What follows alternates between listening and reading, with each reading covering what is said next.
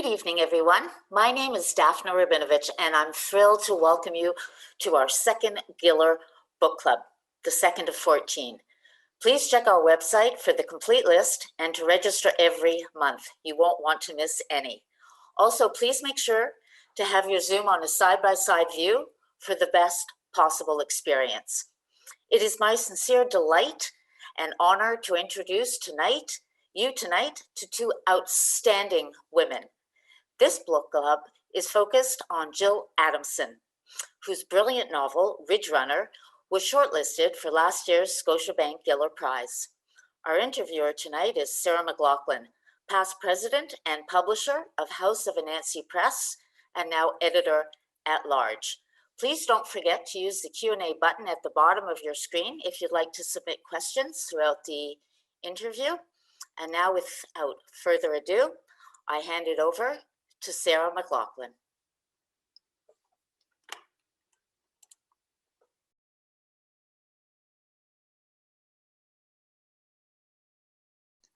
There, unmuted. It's hard to get used to all of these things. I'm not a pro. Hello, everyone. Thanks for coming out tonight to listen to the fabulous Gil Adamson and myself in conversation. I think I'd just like to get Gil on screen so I can talk about her with her there, as opposed to her being this sort of black image with a name. There you are, my friend. How you doing? Oh, and I'm not muted. Awesome. I'm here. How are you? I'm well. Good. It's a very strange way to interact with you, because you and I used to like to get together and chat, and so being screened apart is a bit odd. It is the way of the world right now, and we're all getting used to it, despite everything. But I feel as if we are together. So let's pretend we are. So for those of you who don't know, Gil is a magnificent writer and the author not of just the Ridgerunner that we're going to be speaking about tonight, but before that, a novel, The Outlander, which we published in 2007. And before that, a collection of poetry called Ashland, which revolved around the character of Mary Bolton in 2003. I think, yeah. Yep. And before that, a collection of short fiction called Help Me Jacques Cousteau, and another collection of poetry called Primitive. So Gil is a well-published author and poet, and a woman of extraordinary talent. And it gives me great pleasure to be able to say that to the world, because it's something I sort of say around my house and to everybody else all the time.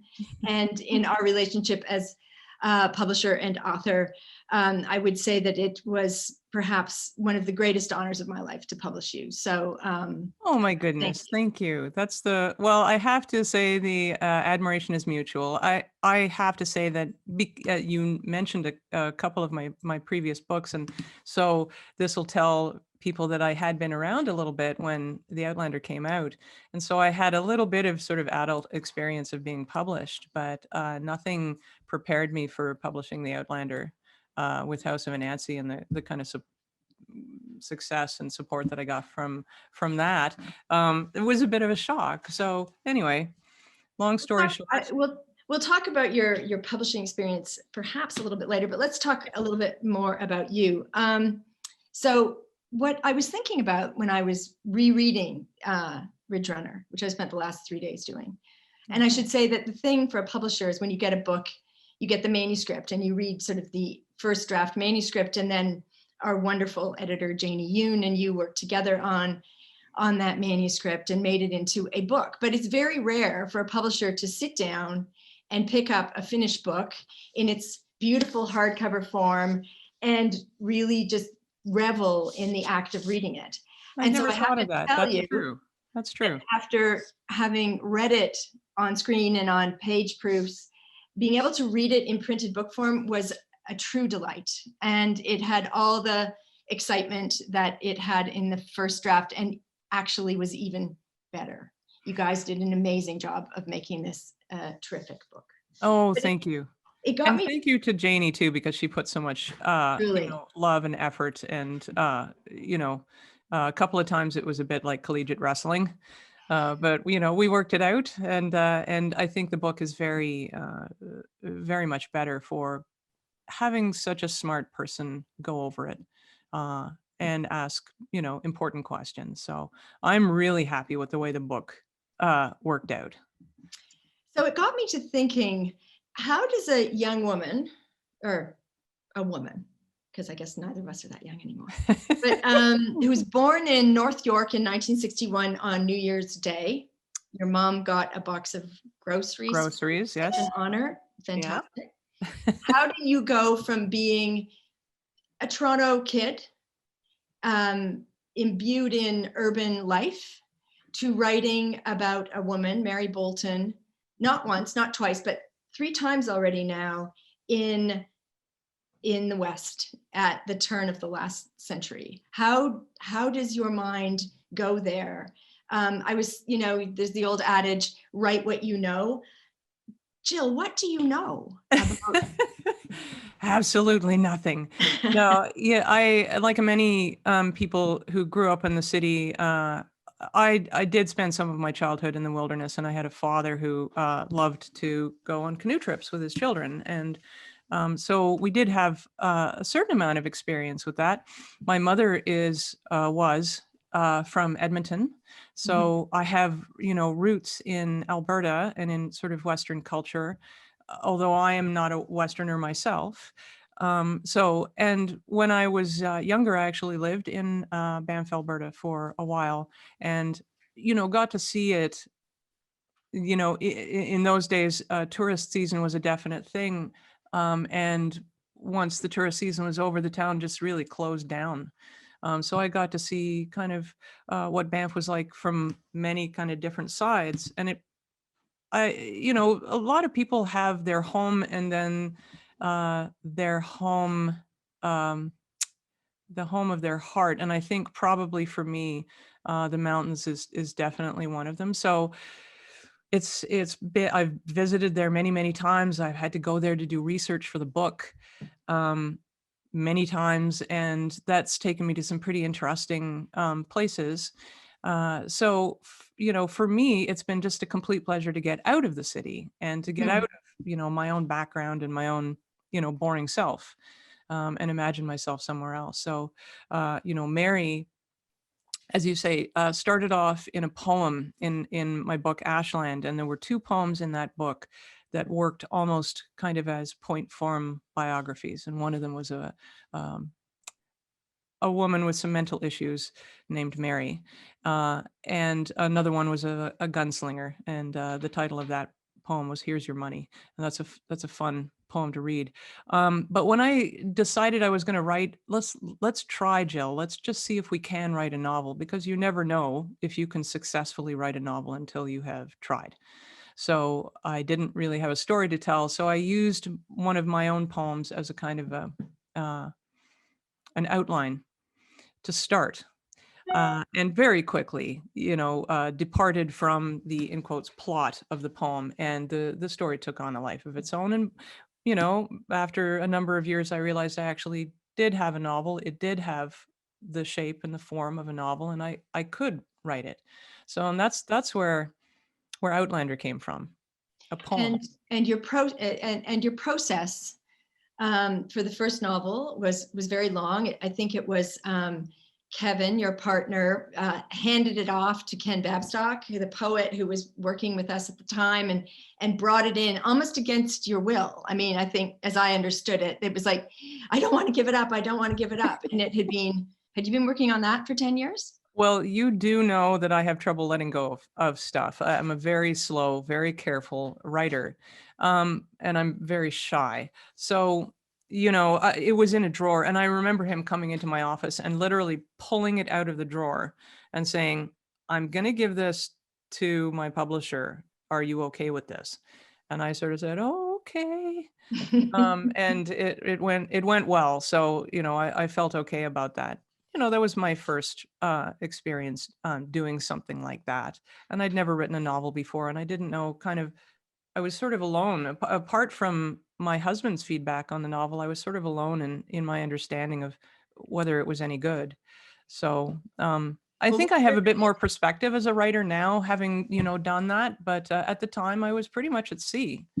Well, and we were very we gobbled it up. As I was saying earlier before we started, that I was on a plane heading to Australia, and when we touched down in Vancouver to change planes, I phoned the office and I said, "Have we bought this yet?" I mean, it was so good and so refreshing right on the first read. So we, as publishers, we know this about you. So after the big success of The Outlander, I think we sat on our hands. Maybe you didn't feel that way, for quite some time, trying to see if we could read the runes, find out what Gil would be working on next. And I remember having lunch with you and you telling me that you were actually working on 2 storylines. Yeah. One had to do with tubercular wards in the prairies. Am I right? And Yeah. And I can't remember what the other one was, but I had this sneaking feeling that neither of those 2 was the Ridgerunner. It was Ridgerunner. Is that right? Yeah, you were right about that. I don't know how many writers do this. I think it might not be that common, but I do like to have a couple of things going at the same time. There's something nerve-wracking for me to just have one project that I must finish, whether I like it or not. So that when you get tired of one project, you can go to the other one and live in a slightly different world. And to be honest, Ridgerunner in many ways morphed over the period of my writing. For those of you who have read it, there is the element in it of the prisoner of war camp, Castle Mountain POW camp, just outside Banff. And I'd done so much research on that. I really wanted to write something about that because it was so awful and so spooky, and it's such a big part of the history of that area. So originally that was a kind of a much bigger, certainly the research was huge on that. And then in the end, if you read the book, you can see that, as happens with a lot of research, you take in this great amount of stuff, and it might only translate into a scene or 2 scenes, or in some cases a sentence, but it's important when you're writing historical fiction to be relatively certain that you got it right and that you've got the flavor and the feeling of what you're writing about, even if it doesn't really turn into the book. So yeah, I'm very close to the vast about what I'm writing about, because I do feel that talking about it, and some writers don't feel this way, that talking about it kind of drains the blood out of it. And I think we're very aware of, we were in your case very aware of it, and so didn't want to push. But I do also vividly remember you and Kevin coming to Nova Scotia, and we have a little reading series at our place in Nova Scotia, and you got up to read from your new novel. And as you were reading, I said, "Oh my God, he's back." I remember that. And that was Ridgerunner. So I'm wondering if right now you might read a little bit from the first scene that we had talked about doing. Would that work? Yeah, for sure. Seeing as we're talking about William Morland, I should explain William Morland for those of you who haven't read the book.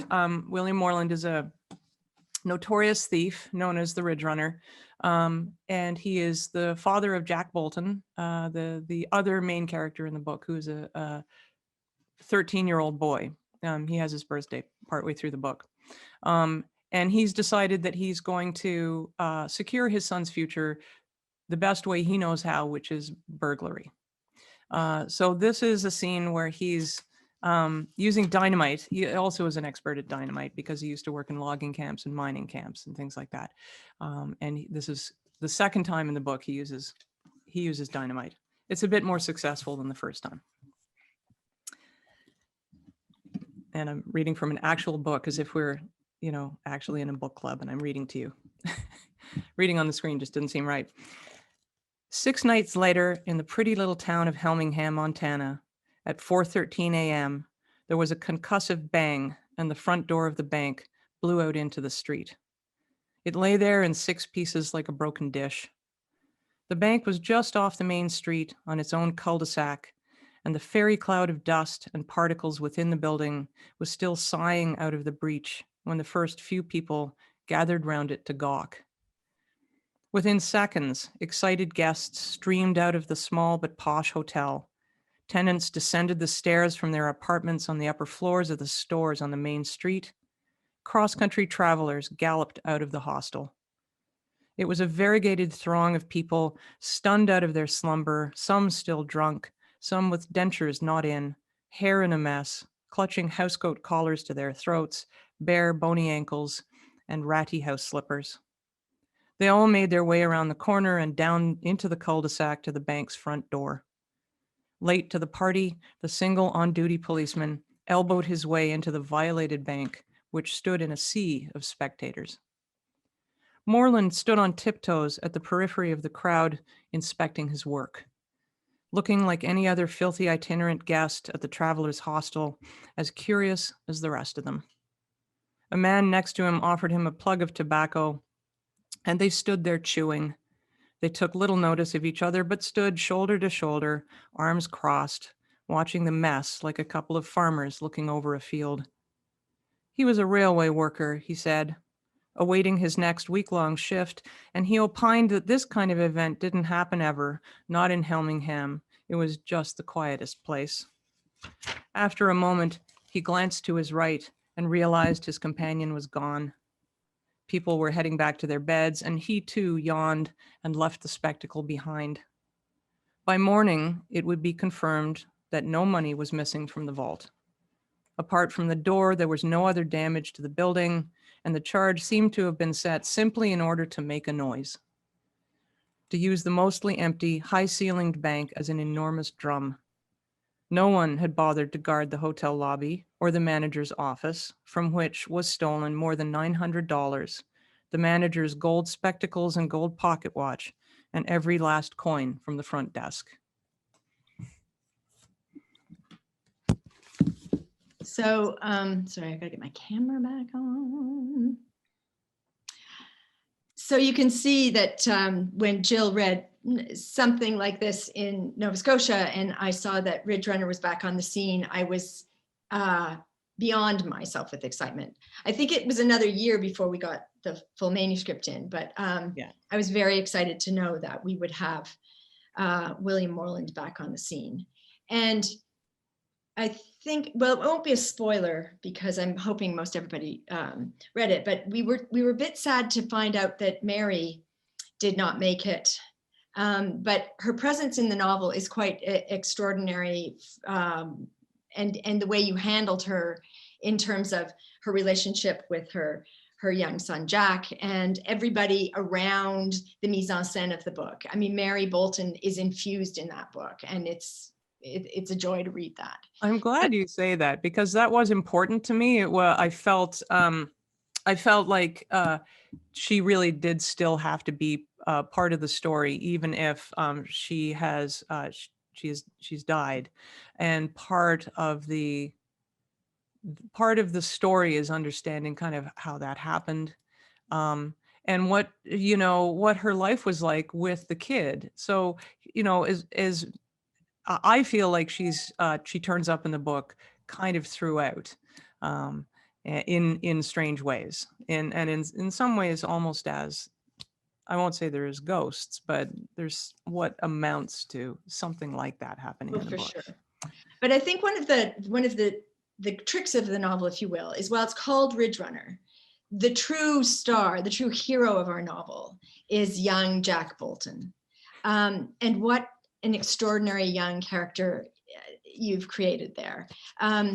And I was thinking in the pantheon of characters you have in this novel, and there are many, and they all have multiple names, which I kind of love. I mean, you just don't leave one character with one name. They've got to have a few aliases and many, many secrets.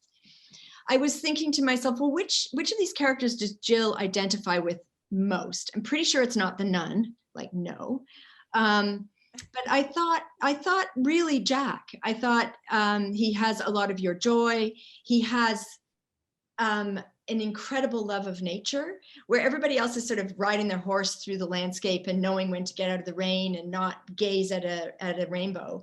Jack's fully in nature and fully experiencing everything he comes across. He's curious, he's open, he's an exceptional character. I'm so glad you say that because, anytime you write a character, you know, you have to proceed with as much kind of caution and care and love as you can, even with negative characters. And the best way to do that is to put yourself into the characters or elements of yourself. So one of the characters is very superstitious. Well, I happen to be sort of, you know, very superstitious, you know, and I fight that in myself. And, you know, I think Jack, you know, I was aware of the fact that I was writing a character who was a 12, 13-year-old boy. It's a very important moment in a young man's life. And I have never been, and I'm not now a young boy. So, you know, the only choice for me was to make the kid as much like me in terms of the character, in terms of the personality and the, you know, and try to remember what it was like for me to be that young and to be that, you know, as you pointed out, the first sun shower of his life, you know, he gets to see, he's never seen it before. And it wows him. And what it's like to see, you know, after the sun shower, you see these glorious rainbows.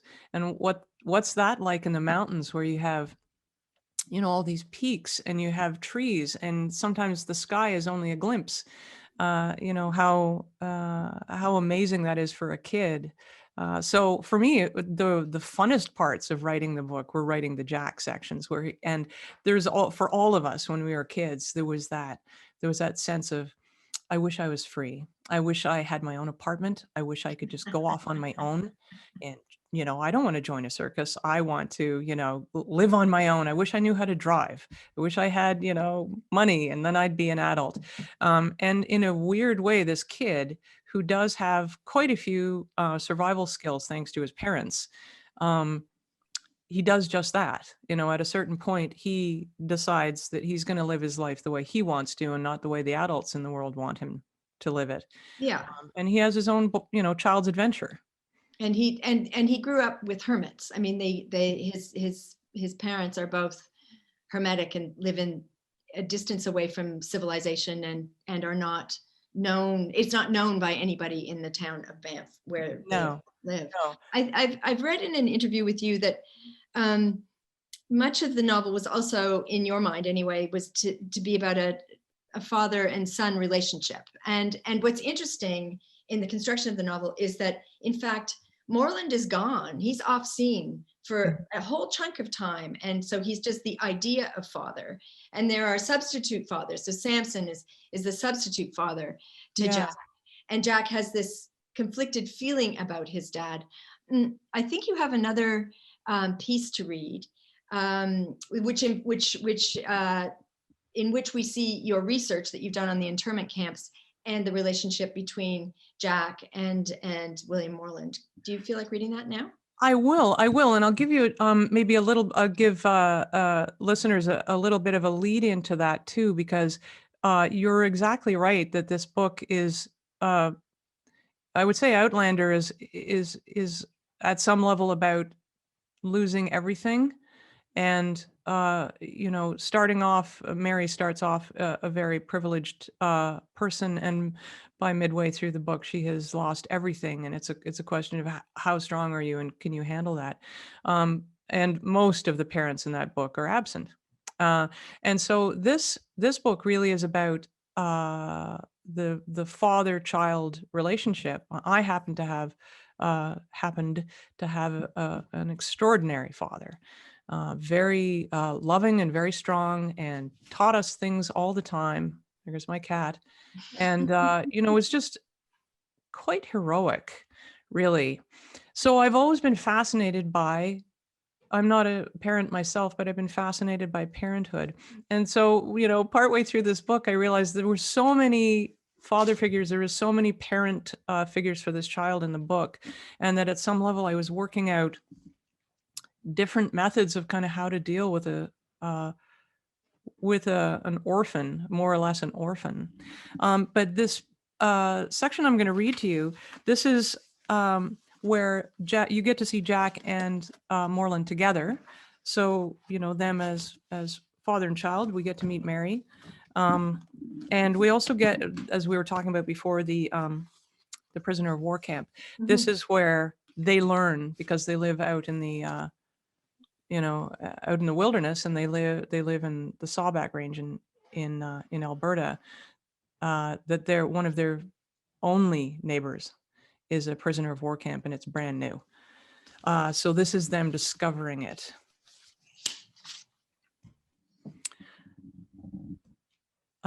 After dinner that night, Moreland had hauled Jack up into the saddle behind him, and they'd ridden down the canyon and out of its mouth, turning northwest towards a spot Jack had never been before, arriving in a pink twilight.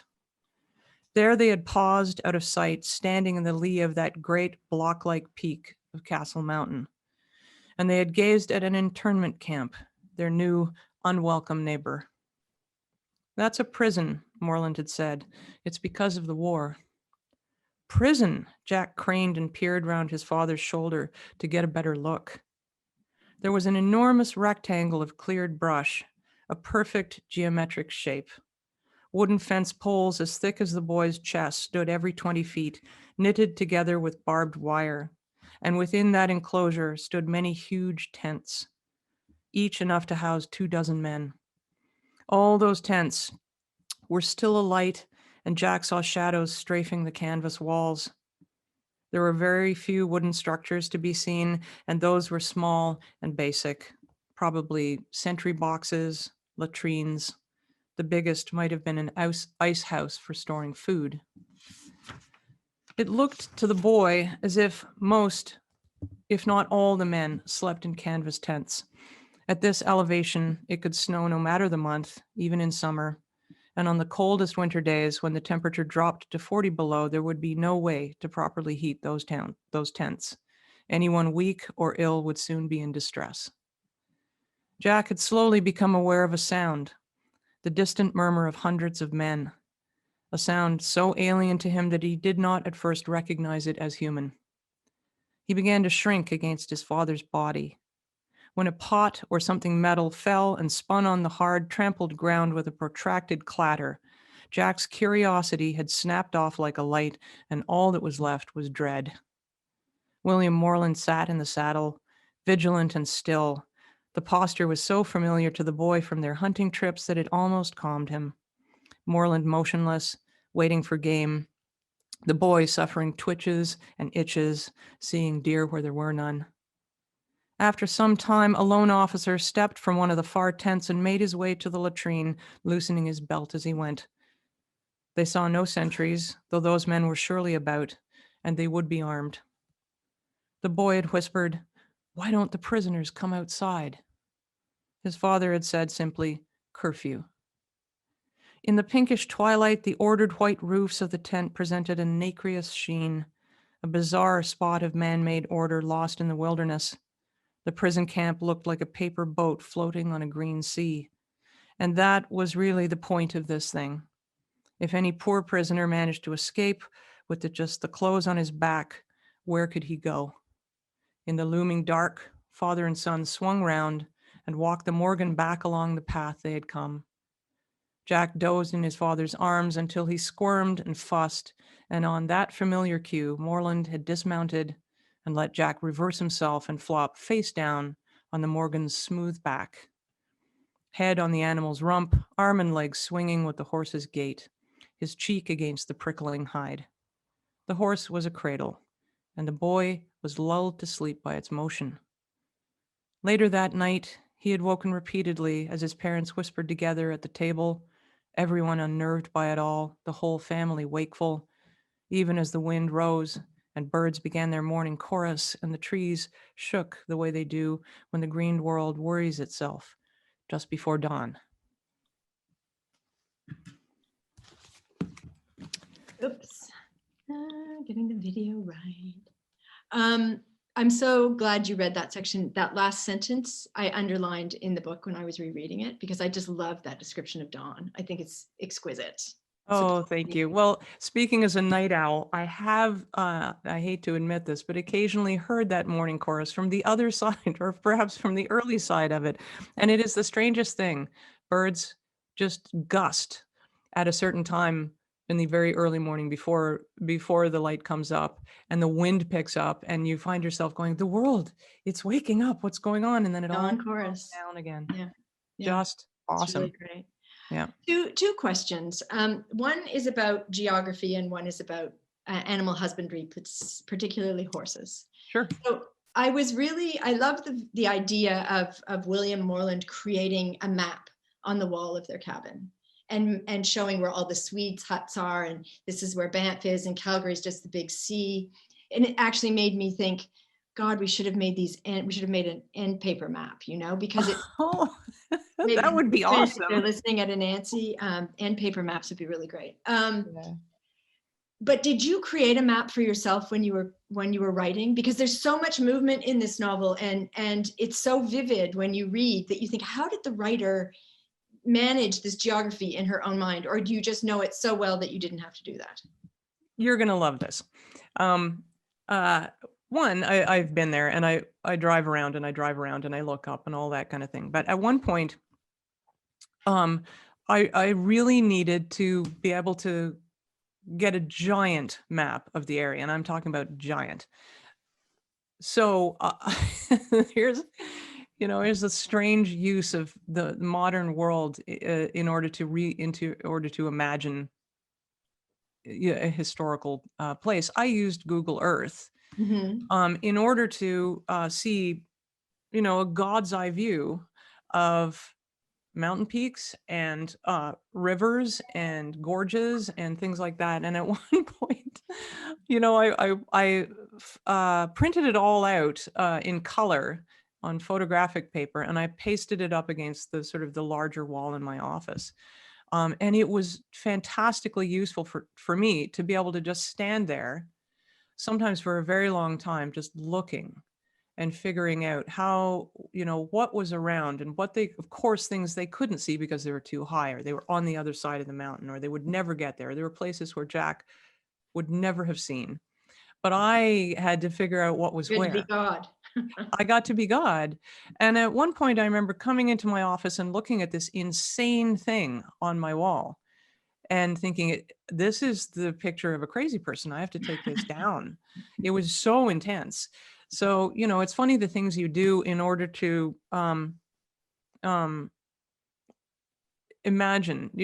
Really, when you write a book, it has to all be your imagination, but it really would help if your imagination is somewhat informed.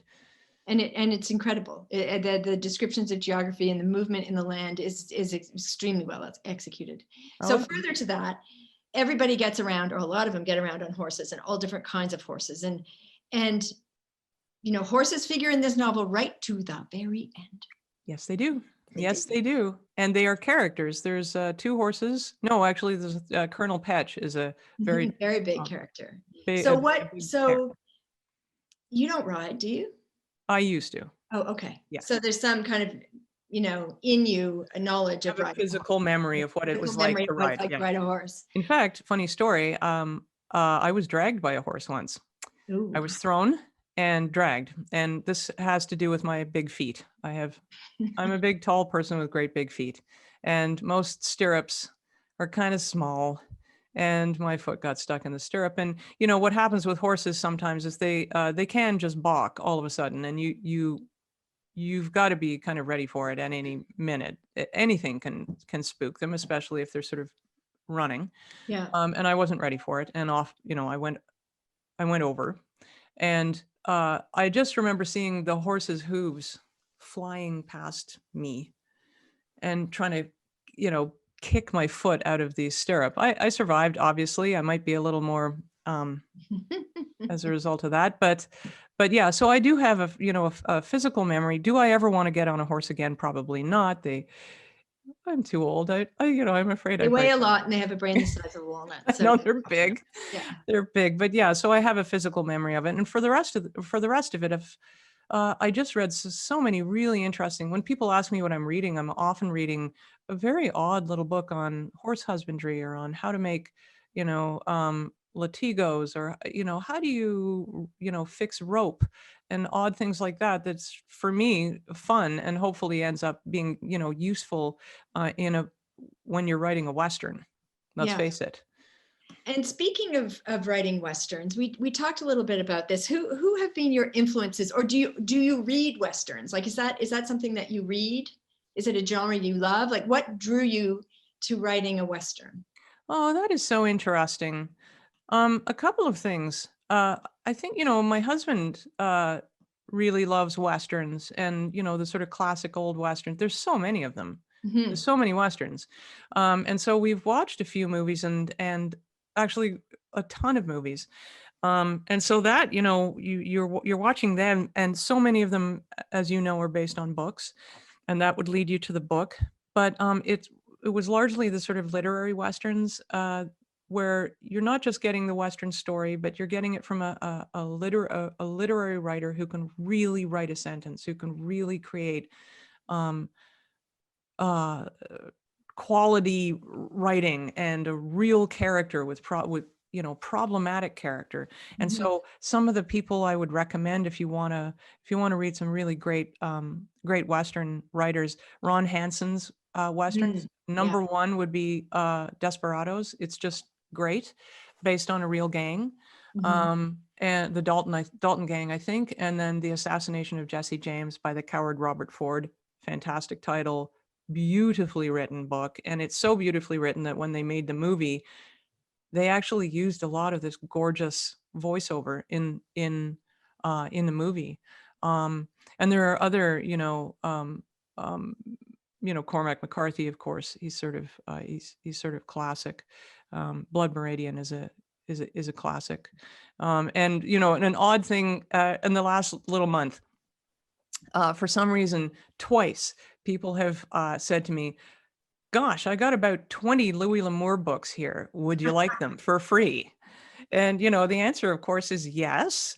I think I've read one Louis L'Amour in my life. So now I've got a good 40 or 50 of them up in my office, and I'm sort of going through them and going, "Oh, this." Can I've you heard can you this. can you tell me what it was that drew you? Like, did you start reading Westerns when you were a kid? Is it an adult? I mean, I know, Kev likes them, but it was really just that you came to it later.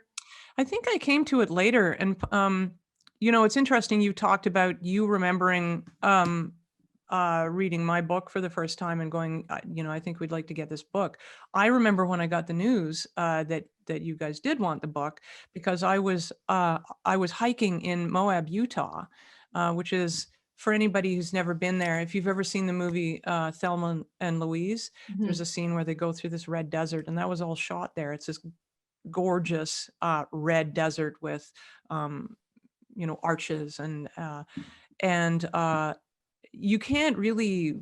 And we also go to Texas. We go to Big Bend National Park in the days that we could, and hike in Big Bend National Park, which is alpine desert, and it's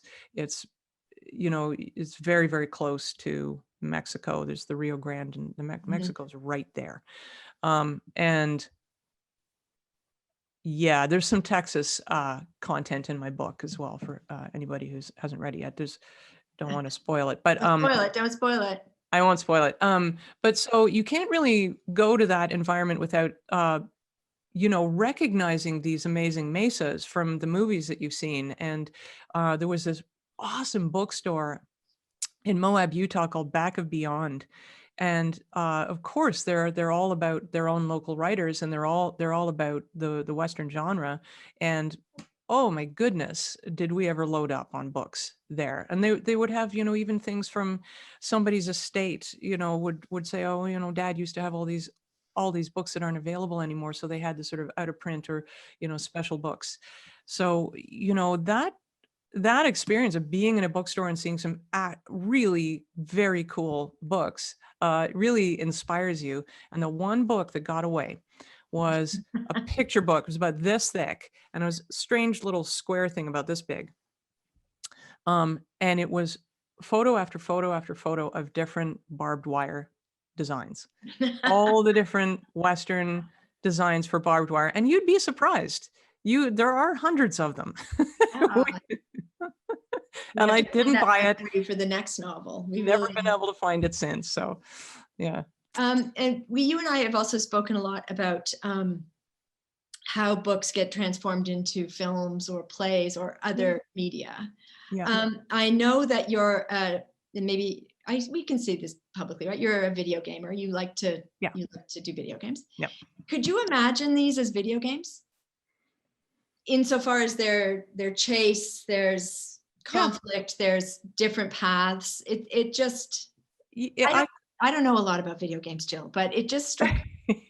And I also said to you that I felt that some of your three-dimensional thinking around blowing up safes and things like that must have been informed by video gaming. Well, so many games are, you'd be surprised. There is some absolute dreck out there, and there's some, just moribund stuff, and there's, calming puzzle games, and there's all those kinds of things. But the best, I've been interested in computer gaming for about 30 years now. So I've played some of the very, very beginning ones. Aliens invade the Earth. Just shoot them. Let's just shoot them. So not much in the way of story, but very quickly game producers started to realize, why don't we try a story? So actually, some of them are amazing. There's one, and I can recommend it. It's called Never Alone, and it has it's a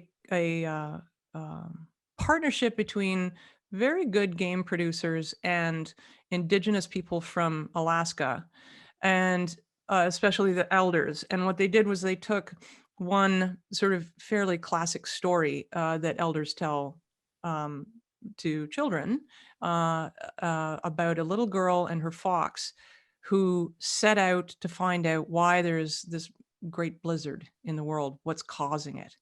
And I swear, it's the most beautiful art. It is a gorgeous story.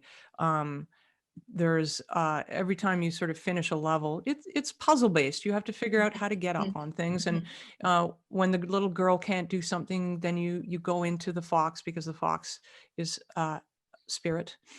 So the spirit can do things you can't. So the gameplay is beautiful, but after you finish a level, there will be a little sort of a teaching moment where they'll tell you important things about that particular culture and that particular, we would call it a myth, but it's a story. Right. So there's some great stuff out there that isn't just, aliens invade and let's. So you wouldn't be averse to having a gaming company think about optioning your books to create something like that? Oh, hells no. Okay, if anybody's online and knows anything like that, we're all ears. Let's blow up some safes. Why not? Trying to see what time. Okay, we've probably got another. I got another question from me, and then we're going to open it up to the crowd. The final question, and maybe it's a bit of a downer, but I think what's very interesting about the novel, in fact, both novels, The Outlander and Ridgerunner, is that you do deal at a certain level with mental illness. That the nun is definitely a woman who suffers from trauma and acts out of that trauma, I think is fair to say. And Mary Bolton, I think there's a line in Ridgerunner where she says to Jack, I don't always see things that are real. I think she says that. Not everything I see is real. Is real, yes. You have to be careful what you believe. Yes. And so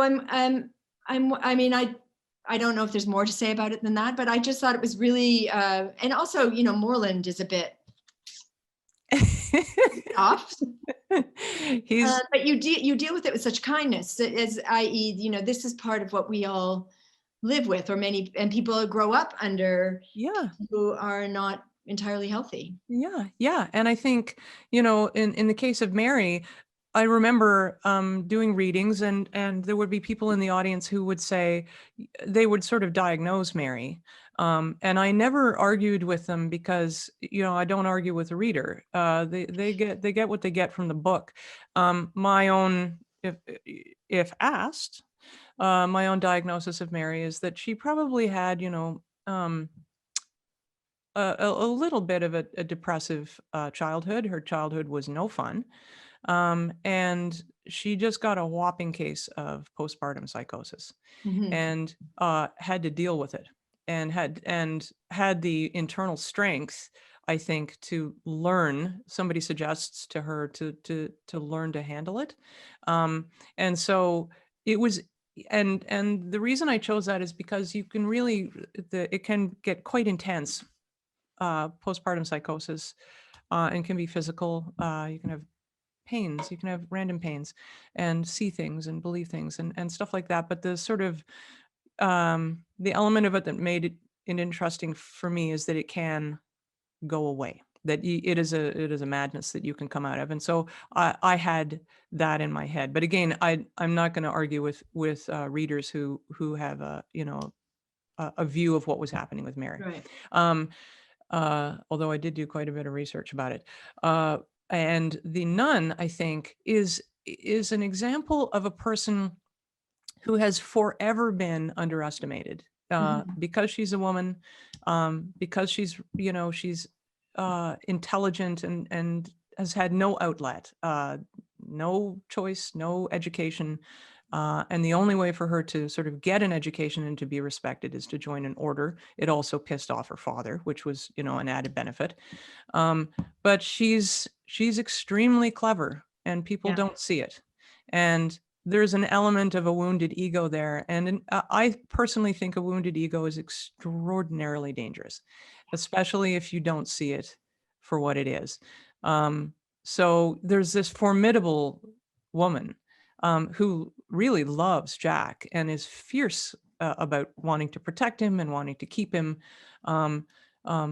not entirely as a pet. She wants to parent him at some level. And when he leaves her, it is absolutely devastating. And what happens to a person with that formidable but brittle internal psychology when the one thing they wanted is taken away? Yeah. So hopefully, I actually felt terrible for her. I mean, I have a great sympathy for all my characters and very, very much for her. Well, and you can see that Jack does too. Yeah, Jack is a humane creature. And he, he's easygoing. He's a pretty easygoing kid. And, there are kids who aren't easygoing, but he just happens to be, a fairly easygoing kid. And he sees that she's trying to do well by him. So I'm going to we're going to launch from this question to a question from one of our participants, Patty K. Hamilton, who says, your characters are compelling and feel so real. As you're creating them, do they live in your head? For example, if they are afraid or lonesome, do you feel it like an actor might in a play? Patty, is it? Yes. Patty, that is thank you very much. That is a very cool question and quite intuitive because it is true. We do, I would say most writers would say that at some level, and it depends on the scene you're writing and it depends on the character you're writing. But yeah, you do feel that, but it's at some level, it's delicious too, because you're creating the situation. You've decided that this character is going to go through a tough time. And so there's this sort of the joy of the creativity of making this happen. But, I don't know if this is silly to admit, but I've made myself blubber a couple of times because it's so sad what's happening to this character, So yeah, the short answer is yes, for sure. So Louise Kirby wants to know a bit more about your research. So when you were doing the research on the internment camp in Banff, did you realize that there were many of these camps across Canada? And actually Louise's great-grandfather was in one at Kapuskasing in Northern Ontario. Oh, Kapuskasing that was a very hard one. Oh, I'm sorry to hear that. That was Kapuskasing was possibly the only internment camp that was colder and harsher than Castle Mountain Camp. That was a serious one. Yes, I knew there. I can't remember how many of them there were, but dozens. And generally speaking, they were put in places, as I said in the excerpt that I read, they were put in places that made it, apart from Halifax, hard for anyone who decided they were going to escape, especially if they just didn't have an idea where they were. And a lot of these people, a lot of these men, and there were families too and children, didn't one false move and they were put into these camps. And there was an awful lot of heartbreak over that. There were families that were separated. So yeah, I did know about that. And the research there's a book called In the Shadow of the Rockies, and it is specifically about the Castle Mountain camp. But I did go to the Library and Archives Canada and ordered a number of bankers boxes full of internment operations in the Canadian government for the First World War, just documents. So I just read paper after paper after paper until my brain was, and very little of it could be used in the novel. But I felt like I needed to know what was happening and what the experience was, and also to understand why the government was doing this. They were heavily criticized for many of these camps.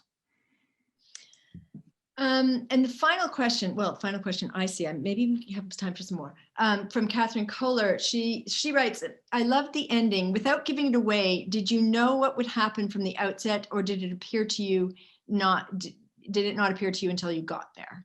How did you get to your ending? Kind of both. I knew that something like that had to happen, and that yeah, I don't know how to do it without spoiling it, but at the end, they find themselves in a different place, and the setting for that, in my mind, changed. I was thinking of a different area, kind of in Canada. So yeah, in essence, I knew what the sort of, how can I put this, the sort of the architecture had to be. But I also had choice as to how to work out that particular part of the architecture. So to be honest with you, that I didn't know that last scene. I didn't put it in an outline. I didn't pre-script it. I literally just went, okay, here we go, and wrote it, and was happy with it. I'm very happy with the way the thing ended up. And I think it also, again, sorry guys, if you haven't read the book, this is a bit of a spoiler, but it speaks to why the title is Ridgerunner and not The Ridgerunner, because it speaks to the idea of a particular kind of person. And both Jack and William Morland, his father, are that kind of person. It speaks to a kind of a character, a personality. I think your book, the manuscript, came in without an ending, if I'm not mistaken. Or Yes. It came in with, I know how I'm going to end it. And that was okay, like in everything. Okay, Jill, we trust you. I hope I didn't worry you with that, because, No. I can see a publisher going, oh God, we don't have an ending. What's going on? But, well, Janie would come to my office and say, I think she's going to nail this ending, Sarah. I said, great. Tori Enderton has a funny question. One of the most unusual acknowledgements I've read was your apology for stealing and altering the story about a horse inside a house. What is the original story? She's not a friend of mine. Her name is Kate Boothman, and she's a musician and just a cool chick. She's a friend of mine, but I do remember being somewhere and we were all together and having beer and things like that. And she told a story about how when she grew up basically on a farm, and when her parents went away, she and her sister would go get the smallest pony and bring it into the house and take it up to their bedroom and dress it up.